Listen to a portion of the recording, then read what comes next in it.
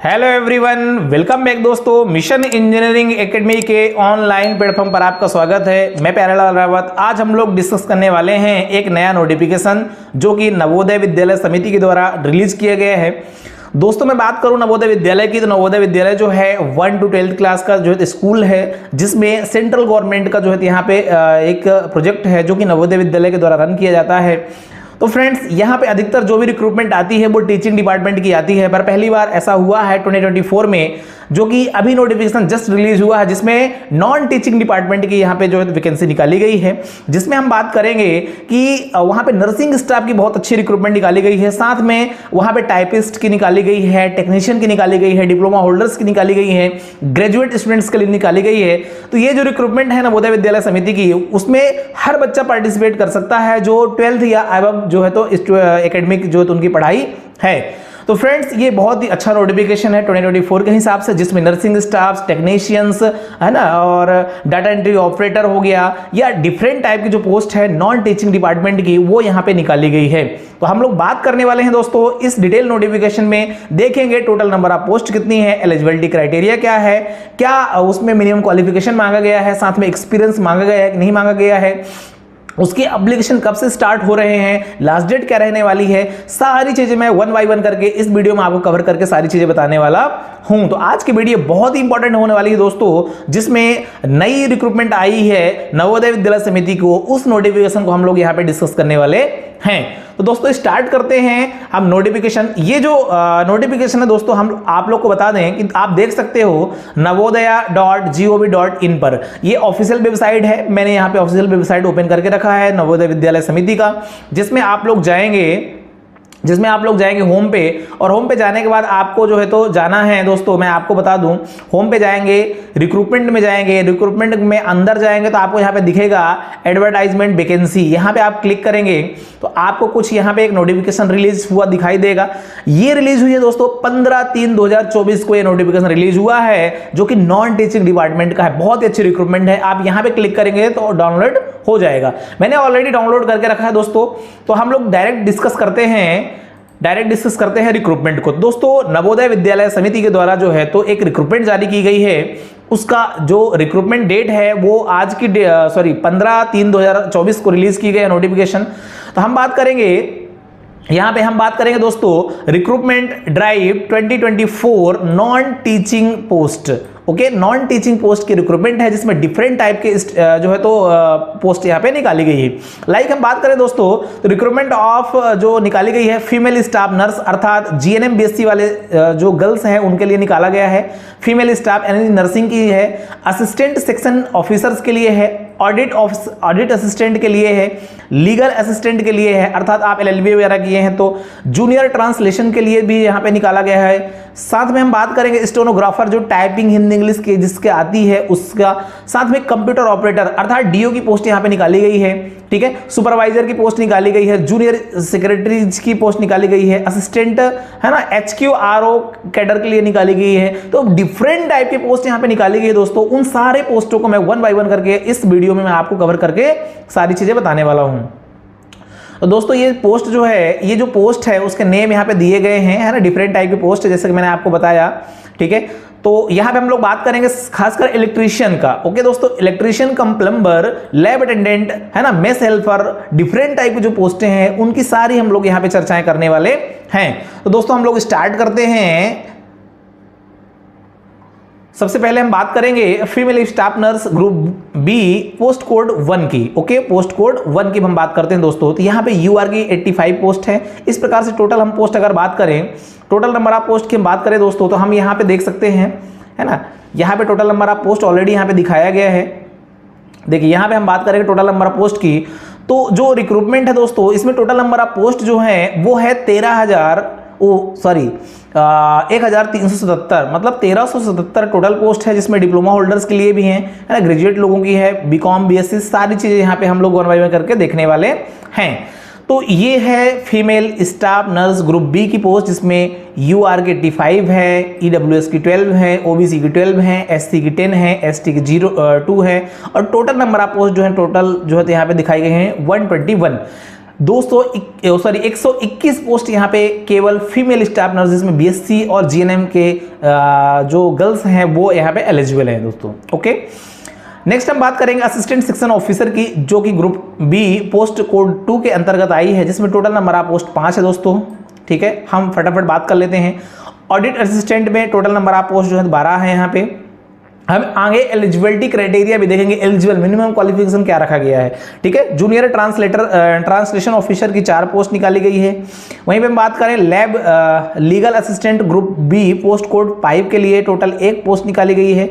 इसी प्रकार के डिफरेंट पोस्ट दोस्तों। अब मैं बात करूंगा काम की चीजें जिसको हम लोग यहाँ पे पढ़ा भी रहे हैं ना। हमारे चैनल में ऑलरेडी इसकी क्लासेस हो चुकी हैं, लगभग मैं 80 से 85 लेक्चर ले चुका हूं, जिसमें आप लोग देखेंगे दोस्तों। एक है यहाँ पे ट्रेड इलेक्ट्रीशियन की, है ना, electrician cum plumber group C post code 11 की हम बात करेंगे दोस्तों। तो ये बहुत ही अच्छी रिक्रूटमेंट है उन विद्यार्थियों के लिए जिन्होंने आईटीआई किया है और ऑल इंडिया में किसी भी स्टेट से बच्चे हैं वो फॉर्म फिलअप कर सकते हैं। वहां पे ब्रांच जो मांगी गई दोस्तों, आईटीआई में बहुत सारी ब्रांच होती है, लेकिन केवल इलेक्ट्रीशियन की यहाँ पे रिक्रूटमेंट निकाली गई है, जो कि 128 पोस्ट टोटल निकाली गई, जिसमें यूआर के 75 हैं, ईडब्ल्यूएस की 12 हैं, ओबीसी के 15 हैं, एससी के 13 हैं और एसटी के 3 हैं। तो दोस्तों आईटीआई वाले स्टूडेंट्स के लिए बेहतरीन मौका है कि यहाँ पे हम लोग 128 पोस्ट हमको मिल रही है और 128 पोस्ट को हम लोग जो है क्वालिफाई करने में हमको ज़्यादा दिक्कत नहीं होने वाली, क्योंकि नंबर ऑफ पोस्ट बहुत ही अच्छी है। और जो रिक्रूटमेंट है दोस्तों, ये सेंट्रल गवर्नमेंट के अधीन चलता है, तो इसमें आपको पे लेवल भी अच्छा मिलने वाला है। तो बेसिकली हम बात करने वाले थे इलेक्ट्रीशियन कम प्लम्बर की, जिसमें हम इलेक्ट्रीशियन ट्रेड के सारे बच्चे अप्लाई कर सकते हैं। और हमारा जो चैनल है मिशन इंजीनियरिंग एकेडमी, यहाँ पे आईटीआई की पूरी तैयारी करवाई जाती है। और दोस्तों जितने भी लेक्चर डले हुए यदि आप पढ़ लोगे तो आपका 75% या 50% आपका सिलेबस कवर ऑलरेडी हमने कर दिया है। तो आईटीआई की जो पोस्ट टोटल वो 128 पोस्ट निकाली गई है दोस्तों। इसी प्रकार से डिफरेंट पोस्ट हैं, लैब अटेंडेंट की है ना, मेस हेल्पर की है, मल्टीटास्किंग की है, बहुत सारी पोस्टें हैं। अब हम बात करते हैं दोस्तों कि आप यहाँ पे जो कौन कौन भर सकता है, क्या क्या एलिजिबिलिटी क्राइटेरिया है ना। तो फंक्शनल रिक्रूटमेंट के लिए जो है ये सारी चीज़ें बताई गई है। अब आपके काम की मैं बात डिस्कस यहाँ पे करूँगा, आगे हम लोग देख लेते हैं। सबसे पहले पोस्ट कोड एलिजिबिलिटी क्राइटेरिया। अगर हम बात करें फीमेल स्टाफ नर्स की, तो वहां पे पोस्ट कोड 1 था, तो आपके पे लेवल जो रहेगा दोस्तों वो 7th पे लेवल रहेगा। 44,900 आपका जो है मिनिमम जो है तो स्टार्टिंग सैलरी रहेगी। 1,42,400 आपका जो है तो पे स्केल लास्ट में जाने वाला है। अगर हम बात करें कि जो है क्वालिफिकेशन क्या रहने वाली दोस्तों, तो क्वालिफिकेशन मिनिमम आपके पास बीएससी होना चाहिए, है ना, BSc honours in nursing from recognised university public institute, अर्थात बीएससी नर्सिंग आपके पास में होना चाहिए। Regular courses BSc nursing from recognised university होना चाहिए, या पोस्ट बेसिक भी आपके पास में यदि है तो आप एलिजिबल हो सकते हैं। ओके दोस्तों, और साथ में यहां पे हम बात करते हैं अगर एक्सपीरियंस की, तो 2.5 मतलब जो है तो 2.5 वर्ष का मिनिमम एक्सपीरियंस आपका होना चाहिए, और 50 बेड की हॉस्पिटल जो है तो कम से कम रिक्वायर्ड है या उससे एवब। मतलब ये है कि अगर आपने प्राइवेट या गवर्नमेंट किसी भी कॉलेज से आपने पढ़ाई किया है बीएससी नर्सिंग में या पोस्ट बेसिक, तो आप एलिजिबल हैं। और आप कम से कम 2 से 2.5 साल कम से कम 2.5 साल आपका एक्सपीरियंस होना चाहिए। और जहां पे आपने काम किया, प्रैक्टिस किया है, वहां पे कम से कम 50 बेड या उससे ऊपर का जो है तो हॉस्पिटल आपका होना चाहिए, तभी कंसीडर किया जाएगा। ओके दोस्तों, इसी प्रकार से असिस्टेंट सेक्शन ऑफिसर की पोस्ट जो है पोस्ट कोड 2, उसमें जो है 35,000 से स्टार्ट होगा, 1,12,000 तक जाएगा, है ना। लेवल जो है तो 6 रहेगा। तो दोस्तों यहाँ पे सारी चीज दी हुई है, आप 1 by 1 करके सारी चीज देख सकते हैं। हम बात करेंगे जिसको हम पढ़ा रहे हैं, तो दोस्तों हम बात करेंगे आईटीआई। देखो सबसे पहले हम यहाँ पे बात कर लेते हैं कंप्यूटर ऑपरेटर। बहुत सारे बच्चे ऐसे होते हैं जो ग्रेजुएट होते हैं, तो आपने यदि बीसीए या बीएससी किया है कंप्यूटर आईटी से, या बीटेक कंप्यूटर से आपने किया है या आईटी से किया, तब भी आप एलिजिबल हैं। इसकी हम बात करें दोस्तों, कंप्यूटर आपके पास ग्रेजुएशन प्लस कंप्यूटर अगर 1 साल का डिप्लोमा कोर्स भी है, तब भी आप फॉर्म फिलअप कर सकते हैं। आगे और भी पोस्टें हैं।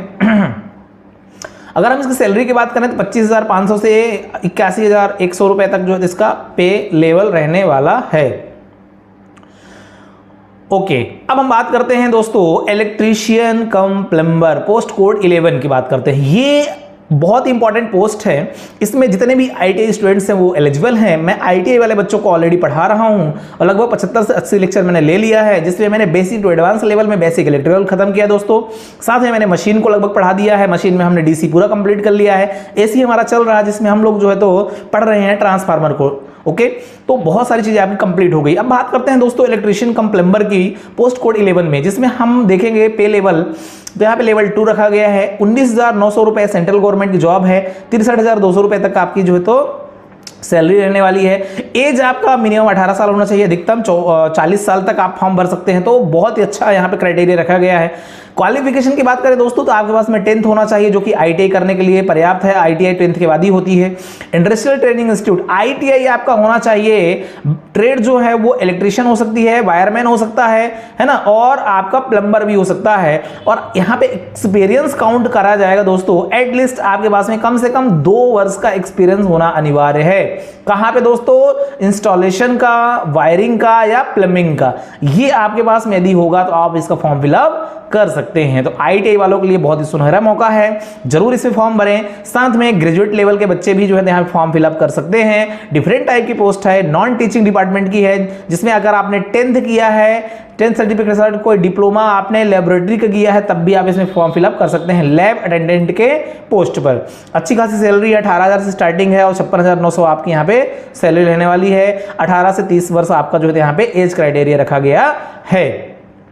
तो दोस्तों ये रहा आपका नोटिफिकेशन। अब हम बात करें अगर आपके एज क्राइटेरिया में रिलैक्सेशन जो मिलता है वो एज पर नॉर्म्स आपको ST/SC अगर ट्राइबल और शेड्यूल कास्ट में 5 साल, ओबीसी 3 साल, ये सभी को मालूम है। ऑलरेडी 40 वर्ष तक है, किसी में 30 वर्ष तक है, तो आप इसका भी फायदा ले सकते हैं, है ना। ये भी है सेंट्रल गवर्नमेंट का अधीन अगर कोई आपका बना हुआ डिसेबिलिटी है आपकी, है ना, ST/SC OBC अगर आप डिसेबिलिटी है आपकी, तो आप इतने जो है तो 15 साल, 13 साल और 10 साल की छूट भी आप यहाँ पे ले सकते हैं। अब बात करते हैं दोस्तों इसके इंपॉर्टेंट पॉइंट की। सिलेक्शन कैसे होने वाला, सिलेक्शन प्रोसेस देख लीजिए आप। तो candidate will be short listed on the basis of performance in computer, है ना, कॉम्पिटिटिव एग्जाम्स एंड इंटरव्यू। इसमें 2 चरण में होगा इसका सिलेक्शन। एक तो सीबीटी एग्जाम होगा दोस्तों और दूसरा होगा इंटरव्यू। उसके आधार पर आपका जो है यहाँ पे चयन होने वाला है।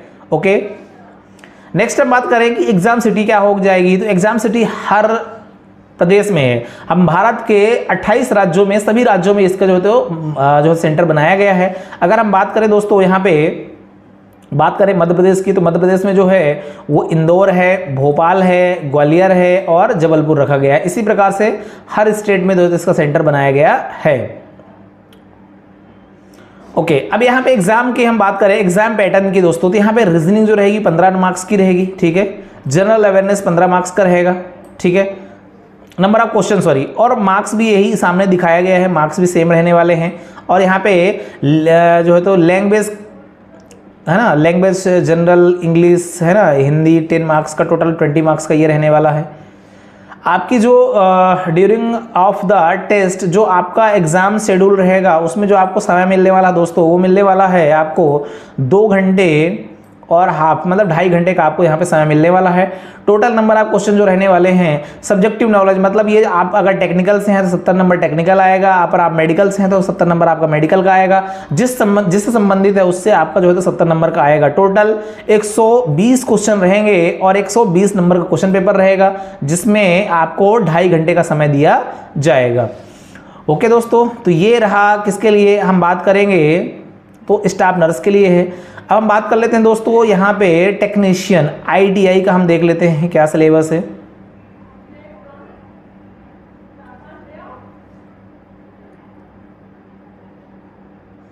ओके, तो आईटीआई का सिलेबस देख लेते हैं दोस्तों। आईटीआई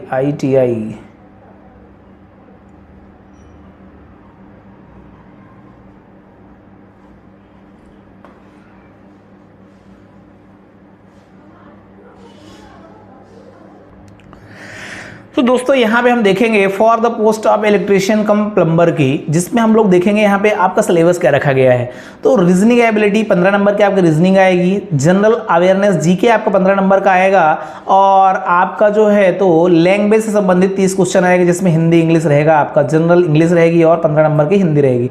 लेकिन दोस्तों यहाँ पे हम बात करेंगे सब्जेक्टिव स्पेसिफिक नॉलेज, अर्थात इलेक्ट्रिशियन के जो क्वेश्चन आएंगे वो 60 मार्क्स के आने वाले हैं। तो 50% सिलेबस आपका जो रहेगा वो नॉन टेक्निकल रहेगा और 50% आपका सिलेबस जो रहेगा टेक्निकल रहेगा। 120 टोटल नंबर आप क्वेश्चन रहेंगे, जिसमें 60 जो है तो केवल इलेक्ट्रिशियन के क्वेश्चन रहेंगे। आपको जो समय दिया जाएगा वही दिया जाएगा, 2.5 घंटे का आपको समय यहाँ पे मिलने वाला है। ओके दोस्तों, तो आई होप आपको सारी चीज़ें क्लियर हो गई होगी, है ना। पे स्केल वगैरह यहाँ पे ऑलरेडी बताया गया है।